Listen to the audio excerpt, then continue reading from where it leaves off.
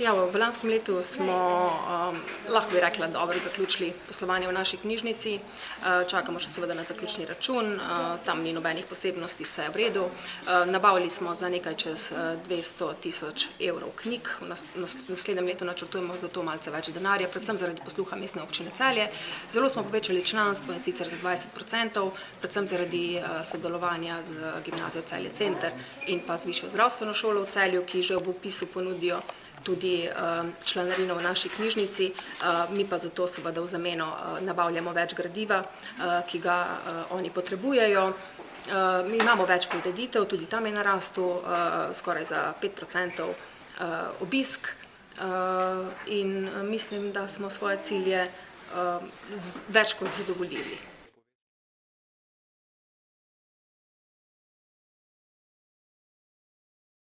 Ja, mislim, da to pomeni samo, da dobro delamo, da je to dobra angažiranost zaposlenih. Morate vedeti, da smo mi v 2-3 letih iz 46 ljudi prišli na 38 ljudi. Mislim, da smo edinstven primer v javnem sektorju, ki zmoremo z manj ljudi. Povečali smo odprtost, pa dosegli večje uspehe, večje rezultate, boljše. Edino, kar je pa resna težava, je pa denar za nabavo knjig, ampak tukaj nam še zelo stoji ob strani Mestna občina Celje, ki zadevo rešuje, in pa seveda naši člani s članarinami in pa zavodninami, saj ta sredstva namenjamo tudi potem za te namene in dopolnjujemo našo zbirko, da je čim bolj uporabna in dostopna vsem našim uporabnikom.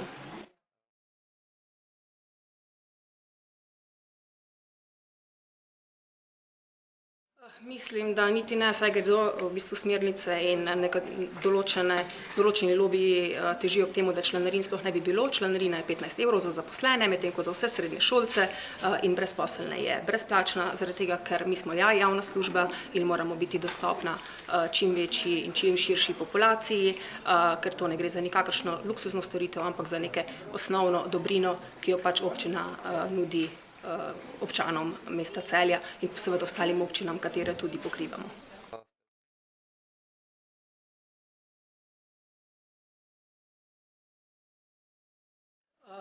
Posodobili smo naš informacijski sistem, odprli smo internet, brezžično omrežje, vendar pa bomo seveda morali določene registracije ponovno uvesti.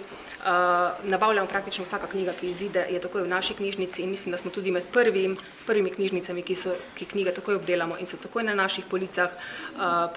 Zelo smo se povezali s šolami, s katerimi res intenzivno sodelujemo, vsa celjska društva, ki so na področju kulture in prejemajo sredstva tudi iz občinskega proračuna na razpisih, imajo vsaj eno predstavitev v naši knjižnici in na ta način jim omogočamo njihovo promocijo, poskrbimo seveda, da se preko nas promovirajo tudi v medijih in pa seveda s tem privabimo več ljudi v našo knjižnico, ki na ta način spozna, kaj vse nudimo in se potem posledično tudi včlanijo. Seveda smo po lanskem letu uvedli tudi tole branje s kužki s celjskimi kinologi.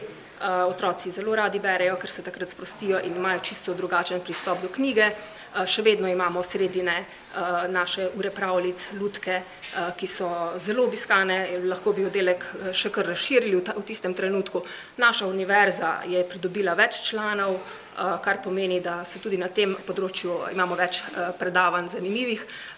Imamo tudi predavanja seveda za druge populacije in to je na glasbi, film in pa predavanja iz filozofije, ki so tudi zelo dobro obiskana. Moja sodelavka Polona Bajc pa tudi odlično opravlja delo na področju prireditev.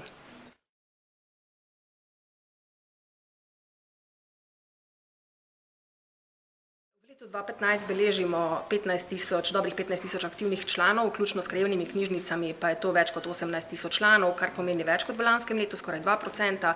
V knjižnico našo je včlanjenih skoraj 30% celjskega prebivalstva, kar je tudi več kot je slovensko povprečje.